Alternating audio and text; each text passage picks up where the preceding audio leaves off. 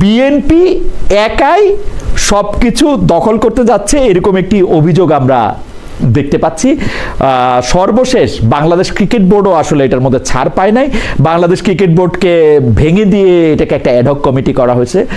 BNP তো বিএনপির লোকই নিয়োগ দিবে, যে যাদের নিয়োগ দিচ্ছে তাদের কোথাও না কোথাও তো দিতেই হবে। এর মধ্যে তামিমকে দিছে, প্রেসিডেন্ট করছে, কি জানি, আমার কাছে মনে হয় যে তাই তো করার কথা। বিএনপি থেকে এর চেয়ে বেশি আমরা কি আশা করছিলাম? জামাতের দুইটা লোককে নিয়োগ দিতে পারতো, হয়তো দিবে, অথবা জামাতের তো বিভিন্ন রকম সিস্টেমের লোক থাকে, তো 2-4টা সিস্টেমের লোকও আছে কিনা, কারণ কমিটিটা কিন্তু আর একটু বড়। আমরা যত জানি বিএনপির লোক দেখছি তারাই শুধু না, আর একটু বড়।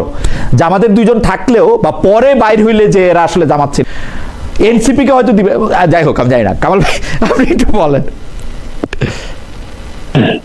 এক নম্বর কথা হলো, বিএনপি কিন্তু বলেছিল যে তারা দলীয়করণ করবে না, বলেছিল, এবং তারা প্রথম যে পরিবারকরণ করছে দলের। আমি বলি আপনাকে, আরো বলি, খালি এইটা আমি বিসিবি নিয়ে বলছি না, আমি আরো অনেক কিছু নিয়ে বলতে চাচ্ছি। দেখেন বিভিন্ন পাবলিক ইউনিভার্সিটিগুলিতে তারা কিন্তু ধামাধাম নিজেদের লোকগুলিকে ভিসি বানাই দিছে। ভিসি বানানো তো একটা নিয়ম তো আছে না? আপনি তো কোনো নিয়মও মানলেন না, দিয়ে দিলেন। আচ্ছা, আপনি এখানে যেটা করলেন, দেখেন মানুষের তো একটা ভদ্রতা আছে না? আমিনুল ইসলাম বুলবুল, উনি শেষ বয়সে এসে নিয়ে, ওনাকে একভাবে নিয়ে এসে নিয়ে বিসিবির চেয়ারম্যান বানাই দেওয়া হয়েছিল। আমিনুল ইসলাম বুলবুলের তো একটা অতীত আছে। এই ভদ্রলোক আমিনুল ইসলাম বুলবুলকে ক্রিকেটের সঙ্গে যারা মিনিমাম যাদের সম্পর্ক আছে তারা কেউ বলতে পারবে না এটা অভদ্র মানুষ, কেউ বলতে পারবে না। নিতান্ত একজন ভদ্রলোক, আমরা তো টুকটাক সম্পর্কে জানি। উনি কালকে পর্যন্ত ছিলেন, আজকে উনি গেলেন একটা মাঠ দেখতে, মাঠ দেখে এসে নিয়ে এখানে ঢুকলেন, ঢোকার আগে শুনলেন যে উনি নাই, উনি ভদ্রলোকের মতো চলে গেলেন। ভালো কথা।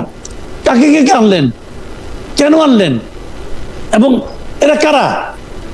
মানে আবার সেই কিন্তু নিজের ফ্যামিলির লোকজন। ভাই শুনেন, আমি একটা কথা, মির্জা আব্বাসের ছেলে, আমির খুসরু মাহমুদ চৌধুরীর ছেলে, হ্যাঁ, আপনি তো এইগুলি আনছেন। আবার ববি হাজ্জাজের স্ত্রী, মানে এরা এক একজন এত ক্রিকেট খেলছে। সালাউদ্দিন আহমেদ সাহেবের ছেলে, এরা সারা জীবনে এত ক্রিকেট খেলছে যে এরা না আসলে পরে ক্রিকেটের উন্নতি আর সম্পর্কে না। কিন্তু কারণ আমি একটু দুই পয়সা ব্যারিস্টার রাসনা ইমামের সম্পর্কে দিতে চাই। বরং ববি হাজ্জাজেরকে আমি বলতে পারি যে ব্যারিস্টার রাসনা ইমামের হাজবেন্ড, মানে ব্যারিস্টার রাসনা ইমাম কিন্তু একজন সফল আইনজীবী। তারপরে তার বাবা ব্যারিস্টার আক্তার ইমাম, প্রিসিলা পারভিন, মানে শি ইজ নট লাইক যে ববি হাজ্জাজের পরিচয় তার পরিচয় হয়েছে, আমার এটা মনে হয় আর কি। ক্রিকেটের সঙ্গে তার কোনো সম্পর্ক না, আইনজীবী তো একজন লাগবে ক্রিকেটের সঙ্গে। আপনি যখন আইসিসির সাথে কথা বলবেন তখন আপনার একজন লাগবে এরকম। আমরা ইচ্ছা করলে, আমরা চাইলে পরে এইগুলি পেছনে অনেক যুক্তি আপনি দাঁড় করাইতে পারবেন, ওনারাও পারবেন, আমরাও পারবো। কিন্তু একটা কথা আমি বলি আপনাকে, সেটা হলো জানেন কি, চক্ষু লজ্জা বলে একটা ব্যাপার আছে না? না তা নাই তো, আমি একটা কথা বলি, একেবারেই নাই। জিনিসটা বাংলাদেশে নাই কামাল ভাই, এটা আপনি মনে করেন যে আছে, নাই। একটা কথা না, আমি বলছি না, আমি বলছি যে আপনি যদি সিদ্ধান্ত নেন যে আমি কোনো কিছুতে লজ্জা পাবো না, রাইট, যদি এই সিদ্ধান্ত নিয়ে মাঠে নামেন, আপনাকে লজ্জা দেওয়ার কারো কোনো ক্ষমতা নাই। এই যে আমরা আলোচনা করতেছি, আমাদের এই আলোচনা কি অনেকে কমিটি চেঞ্জ হবে না? কিন্তু জীবনে হবে না। আমরা চেষ্টা করতেছি ওনাদেরকে বোঝানোর জন্য যে আপনি একটু লজ্জা পান, কিন্তু ওনারা তো সিদ্ধান্ত নিয়ে আসছেন না। কামাল ভাই এটা কেন হয়, কামাল ভাই এটা কেন হয় আমি আপনাকে বলি। আমিনুল ইসলাম বুলবুল ভাইও যেভাবে এসেছিলেন, মাননীয় ক্রীড়া উপদেষ্টা ওনাকে একটি ফোন করেছেন, তারপরে উনি ঠিক করেছেন যেভাবে এসেছেন, ওই আশাটাও রং ছিল। এইবার যে ইলেকশনের মাধ্যমে উনি টিকে গেলেন, ওইটাও রং ছিল। আপনি বুলবুল ভাইকে জিজ্ঞেস করেন, আমিনুল ইসলাম বুলবুল ভাই তো ভদ্রলোক মানুষ, উনি বলে দিবেন, কিন্তু উনি চেয়ারের ওয়ার্মটা অনুভব করছেন, এনজয় করছেন। উনি নিজের কাছ থেকেই ওনার পত্যাগ করা দরকার ছিল এতগুলো অ্যানামালিসে। এবং আপনি যে লজ্জার কথা বললেন না, এই লজ্জাটা আমাদের কারণ নাই কামাল ভাই। আপনি আশা করেন যে এটা আছে, আপনি বুলবুলের এন্ট্রিটা চিন্তা করে দেখেন, তাহলে আপনি বুঝতে পারবেন। হ্যাঁ দেখছি, হ্যাঁ বুলবুলের এন্ট্রিটা চিন্তা করলে তাহলে আপনি বুঝতে পারবেন যে আমাদের যে আসলে লজ্জাটা যে নাই। আওয়ামী লীগের রাজনৈতিক কার্যক্রম নিষিদ্ধের অধ্যাদেশ সংসদে পাশের সুপারিশ করেছে বিশেষ কমিটি। প্রিয় দর্শক, দলটিকে নিষিদ্ধ রাখার এই সুপারিশ সমর্থন করেন কিনা? শতকরা 43% বলছেন যে সমর্থন করেন, শতকরা 57% মনে করছেন করেন না। 35,000 দর্শক ভোট দিয়েছেন, 35,000 দর্শক ভোট দিয়েছেন, 43% সমর্থন করছেন, 57% করছেন না। কামাল ভাই, সাধারণত আমরা মানে এইটাকে যদি আমরা ধরে নেই যে এটা আওয়ামী লীগের পক্ষে গেছে এই জরিপটা, আমি আমার ঠিকানা প্লাস ডয়েচে ভেলে জীবনে এই প্রথম কোন জরিপ আওয়ামী লীগের পক্ষে যেতে দেখলাম। মানে সত্যি কথা, মানে ডয়েচে ভেলেতে আমি 2020 সালের 28 ফেব্রুয়ারি খালেদ মহিউদ্দিন জানতে চাই শুরু করেছিলাম, আর আজকে 2026-এর আজকে কত তারিখ, 7 এপ্রিল। আমার মনে পড়ে না কোনো একটি জরিপ কখনো কোনো আওয়ামী লীগের পক্ষে কখনো গিয়েছে কিনা, যেতে পারে, আমার মনে পড়ে না। আপনার একটু মতামত শুনতে চাই। আচ্ছা, আমি এখানে একটা কথা বলি। বাংলাদেশের মানুষের ব্যাপারটা হচ্ছে জানেন, বাংলাদেশের মানুষ না কাউকে ভালোবেসে ভোট দেয় না। বাংলাদেশের মানুষ এক দলকে অপছন্দ করে, এক দলের উপর হতাশ হয়, এক দলের উপর রাগান্বিত হয়। এই মানে আশাহীনতা, যেটা মানে আশাভঙ্গ, রাগান্বিত হওয়া, ক্ষোভ, তার মানে এই হিসেবে প্রতিক্রিয়া হিসেবে তারা তার বিপরীত পক্ষকে ভোট দেয়, সবসময় তাই করে। ভালোবাসা টাসা এটা উল্টাটা থাকে। এখন এখানে যেটা হয়, যেটা আপনি দেখছেন, এটা হয়তো আপনি বলবেন যে না অনলাইনের জরিপ, এটা তো মানুষ অনেক সময় আওয়ামী লীগের লোক ভিড় করেছে, তা আপনি কি অন্যদেরকে বলছেন তোমরা আইসো না? তা তো বলেন নাই। আপনি তো আওয়ামী লীগের লোককে জিয়াফত করে নিয়ে আসেন নাই। আগে তো জামাতের লোক আসতো, আগে বিএনপির লোক, এদের আসে না কেন? আসে না মানে তাদের মনে করে তাদের মানে মঞ্জিলে মকসুদে পৌঁছে গেছে, আর তাদের এগুলো করতে হবে না। তখন তাদের প্রতি মানুষের যে প্রত্যাশা ছিল, যখন তারা সে প্রত্যাশাটা দেখছে যে আমার এই প্রত্যাশাটা মিটছে না, অথবা মিটার কোনো নমুনা দেখতে পাচ্ছি না, তখন তারা বলে যে আগেই তো ভালো ছিল। তাহলে এইটা বলার কারণে তারা কিন্তু এই কাজগুলি করে। অথবা এমনও হতে পারে ওদেরকে একটা মানে বলার চেষ্টা করে, তোমরা কিন্তু কাজটা ভালো করছো না, তাহলে কিন্তু আমরা আগেরদেরকে আবার পছন্দ করতে শুরু করব। এই মানসিকতাটা এখানে কাজ করে। আমি মনে করি এগুলোর থেকে সরকারের উচিত, যারা নির্বাচিত হয়েছেন, বিরোধী দলে আছেন, তাদেরও উচিত যে শিক্ষা নেওয়া, জনগণ আসলে কি চায়। কিন্তু তারা সেটা করবেন না, কারণ তাদের আশেপাশে যারা আছে তারা বোঝানোর চেষ্টা করবেন যে দেখেন এগুলো সব আওয়ামী লীগের লোকজন এখানে এসে লাগছে, তারা ভোট দিচ্ছে।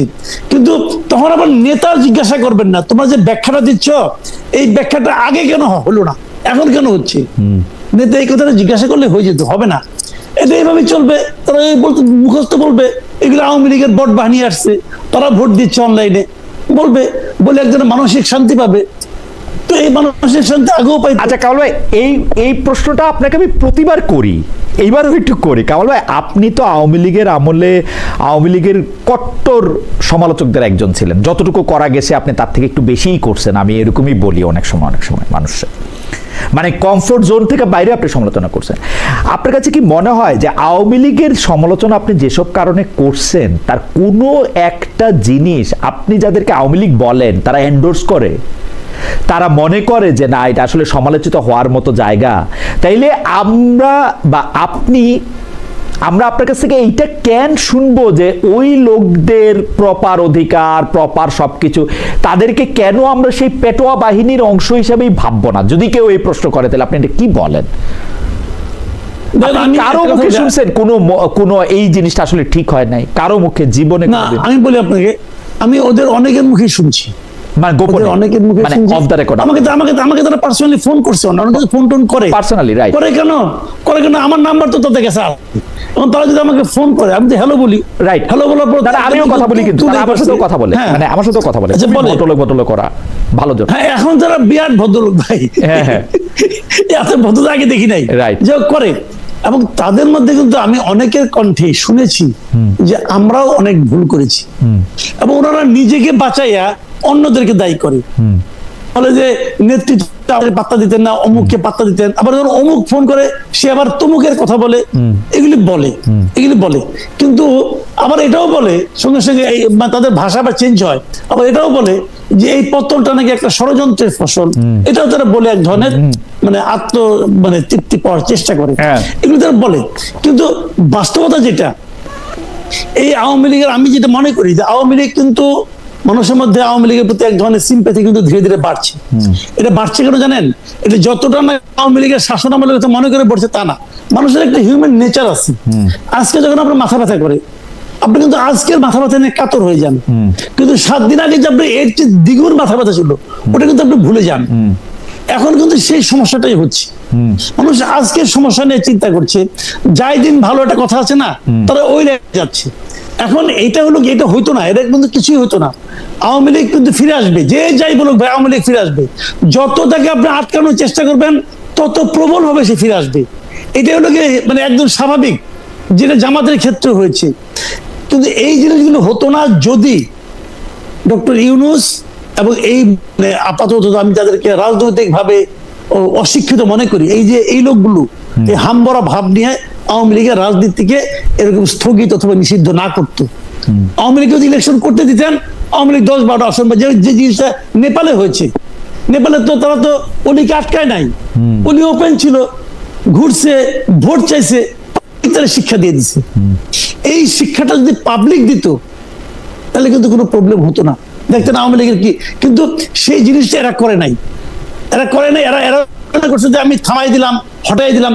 যত আপনি থামাবেন তত আপনি দেখবেন যে ওরা আরো বিপুল বেগে মানুষের সিম্পেথি চলে আসবে। না কামাল ভাই, আমি আসলে ওই যে ফরমানের কথা দিয়ে আসতেছিলাম না, আমি আপনার সাথে সম্পূর্ণ একমত। ফরমান দিয়ে কোনোদিন কোনো কিছু নিষিদ্ধও করা যায় না, কোনোদিন কোনো কিছু সিদ্ধও করা যায় না। সিদ্ধ করতে পারলে ফেরদৌস আহমেদ কুরেশির দলই এখন সবচেয়ে বড় দল থাকতো, নিষিদ্ধ করতে পারলে জামাত ইসলামী এখন নিষিদ্ধই থাকতো। এগুলি কোনোদিন হয় না, সিদ্ধ নিষিদ্ধ এগুলি কিছুতে হয় না।